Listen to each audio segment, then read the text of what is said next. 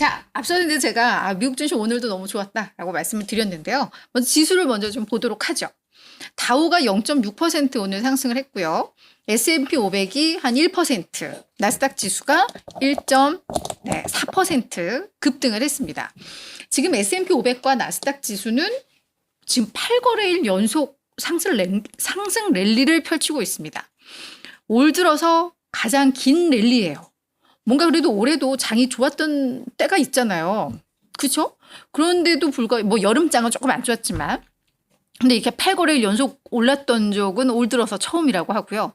특히 뭐 나스닥 지수 같은 경우에는 뭐 이렇게 오를 수가 있는데 S&P는 그래도 대형주 지수이기 때문에 이렇게 오르는 게 흔치 않다고 그래요. 그래서 역사적으로 보니까 1998년 이후에 8거래일 연속 오른 게 한 10번 정도밖에 되질 않았대요. 그러니까 지금 뭔가 시장은 뭔가 기대와 우려가 맞물려 있는 그런 장이긴 한데 그럼에도 이런 또 기록이 나왔다라는 거 네, 상당히 좀 눈에 띄는 것 같습니다.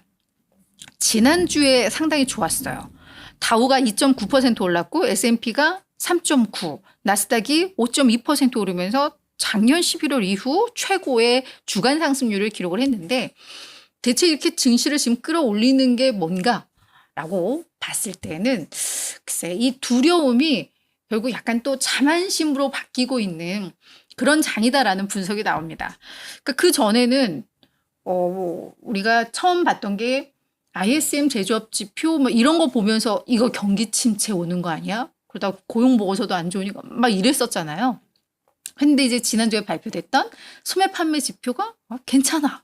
주간 신규 실업 수당 청구 건수가 예상보다 적게 청구가 됐어. 이러니까 경제에 대한 약간 자신감 다시 살아나는 것 같아요. 그러면서 연준은 분명 9월에는 금리 인하를 할 거야. 이게 맞물리다 보니까 시장에 다시 한번 활력을 불어 넣어주는 뭐 그런 상황인 것 같은데요. 여기에 기업들의 실적도 좋았습니다. 지금 93%의 기업이 실적 발표를 마무리를 했는데 이 중에 78% 이상이 서프라이즈 실적을 냈으니까 잘했죠. 기업들의 실적도 좋았습니다.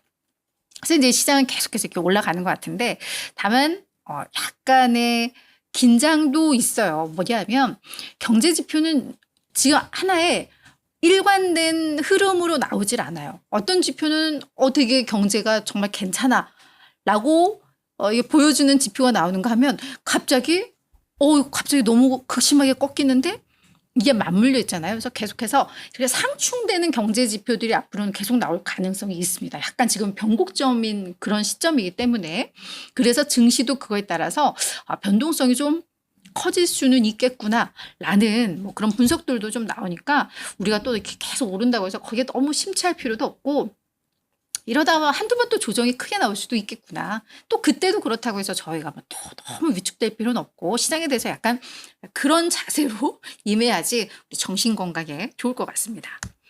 자, 그럼 그 밖에 나왔던 이슈들은 뭐가 있는지 또 살펴보도록 할 텐데요. 먼저 뱅크 오브 아메리카가 시장에 대해서 8월을 마무리할 그러니까 이 여름장을 마무리할 시장의 가장 큰 촉매제. 지금 우리 시장은 이번 주 말에 있을 금요일 날 있을 이 잭슨홀에서 잭슨홀 심포지엄이죠. 그러니까 각국의 뭐 중앙은행들이나 뭐 경제학자들이 모여가지고 토론하고 뭐 경제 방향에 대해서 이야기하고 뭐 요거인데 금요일 날 아마 우리 제롬 파월 연준 의장의 연설이 예정되어 있습니다. 그래서 다들 여기에 기대를 갖고 있죠. 여기서 아마 기준금리 인하에 대한 어떤 힌트가 나올 것 같고 뭐 이런 것 때문에. 근데 뱅크 오브 아메리카에서는 사실 잭슨홀에서는 뭐 큰 게 나오기는 쉽지 않다. 차라리 다음 달 실적 공개하는 엔비디아가 오히려 시장의 가장 큰 촉매제가 될 수 있다라고 이야기를 하는데요. 왜 이 잭슨홀 연설에 대해서 기대하지 말라고 하냐면 자, 먼저 시장이 이미 너무 비둘기파적이에요. 지금 CME의 패드워치를 보면 시장에서는 이미 이제 9월, 11월, 12월 요 세 번의 회의 동안에 금리를 한 총 1%포인트 낮출 거라고 예상을 합니다. 그러니까 한 번은 두 번 인하하고 그러니까 50bp 인하하고 그다음 25 해서 총 1%포인트를 인하할 것으로 이미 시장은 기대하고 있고 이게 주가에 반영이 되고 있는데 제롬 파월 연준 의장이 아무리 비둘기파적으로 이야기를 한다 해도 시장보다 더 비둘기파적일 수는 없다. 라는 점에 있어서 그런 점에 있어서 뭐 크게 기대할 건 없다라고 이야기를 하고 있고요. 그리고 역사적으로 이 잭슨홀 심포지엄에서 거기에서 나온 이야기 때문에 시장이 뭐 크게 뭐 올랐다거나 이런 사례가 흔치 않았다고 합니다. 네, 그런 점을 비교해 봤을 때 이건 그냥 하나의 뭐 이벤트로 그냥 넘어갈 것이고 결국은 다음 주 엔비디아의 실적에 주목하자. 엔비디아는 지금 시장은 기업들이 성장을 하느냐, 우리 경제가 괜찮으냐, 지금 거기에 더 포인트를 맞추고 있는데 엔비디아가 거기에 그런 기대감에 부응을 해줄 수 있을 것이다.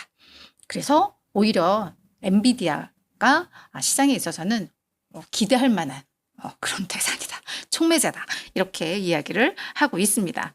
그래서 이제 패드에서는 그냥 시장이 어느 정도 금리 인하를 해주겠구나.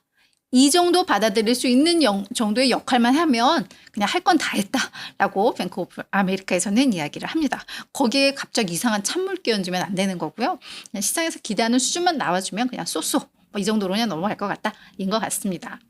자, 오늘 경제지표 발표된 것도 좀 봐야 될 텐데 컨퍼런스 보드에서 발표하는 미국 선행지수, 선행경제지수 이게 조금 안 좋게 나왔습니다. 마이너스 0.6%로 이게 집계가 됐는데 전월이 마이너스 0.2였고요.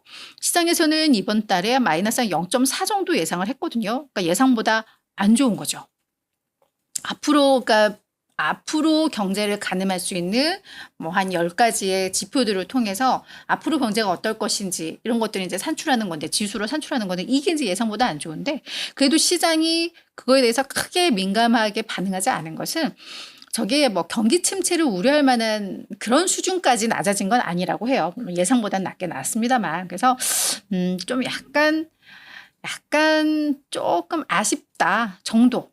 뭐 이 정도 지표였다고 하니까 저거는 그냥 저희가 참고로 알고 넘어가면 좋을 것 같고요.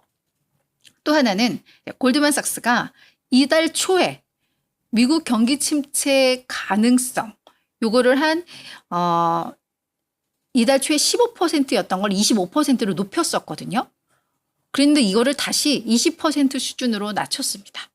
그래서 골드만삭스에서는 지난주에 발표됐던 소매 판매 지표라던가 뭐 주간 신규 실업 수당 청구 건수라던가 이런 걸 봤더니 미국이 또 경기 침체로 갈 확률이 우리가 또 이달 초에 봤던 것보다는 조금 더 낮은 것 같아라고 이야기를 하고 있는 거죠. 그러니까 이런 골드만삭스나 이런 투자은행들도 우리 그냥 개인 투자자들처럼 지표 보면서 똑같이 판단하는 것 같습니다. 그죠? 그래서 이런 것도 있었다라는 거 그냥 참고로 알면 좋을 것 같습니다.